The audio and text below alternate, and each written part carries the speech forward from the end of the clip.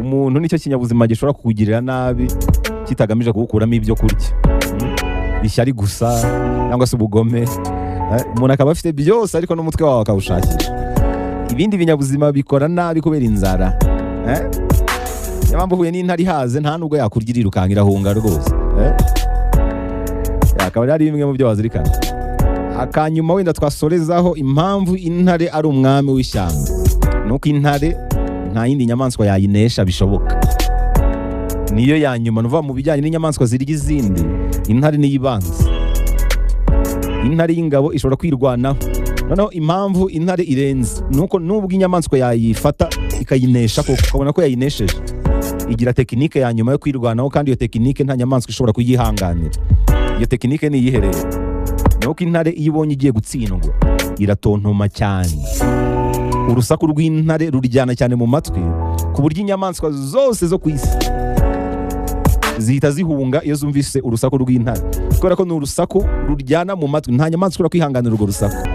Inyamaswa zegereye intare zigomba kuyihunga byibuze muri metero 100 mu gihe iri gutontoma, nibwo urwo rusaku rutakumena amatwi. Urumva se atari opsiyo ya nyuma ikoresha. Uru rusaku rero rushobora kumvikana muri kilometero 8. Impamvu intare ni inyamaswa igira urusaku ruryana cyane mu matwi. Gusa intare ishobora gutonoma kubw'impamvu nyinshi. Ishobora gutonoma mu buryo bw'itumanaho, aho ibimenyesha abagize umuryango wayo aho yagiye. Urugero yagiye nko gushaka umuhigo kugira ngo baze basangire mu gihe itabasha kuwiteruza wonyine. Uyu mutonomo cyangwa se urusaku ni rw'intare ikoresha iyo irwanye n'izindi nyamaswa ikabona ko igiye gutsindwa. Niyo mpamvu nta nyamaswa n'imwe yabasha kurwihanganira, zirirukanga rwose zikayihunga. Intare kandi igira kandi gashya kuko iranyaruka cyane, buri igendera ku muvuduko wa kilometero 81 mu isaha. Niyo mpamvu bayita umwami w'ishyamba rero, kubera imbaraga zayo, kutagira ubwoba, iyo ubushobozi bwo guhiga zikica inyamaswa zinayiruta mu gihagararo. Ikindi kigira umwami w'ishyamba ni ubushobozi zifite bwo kuba ahantu hamwe nk'itsinda, n'ibikorwa byo guhiga zikabikorera hamwe.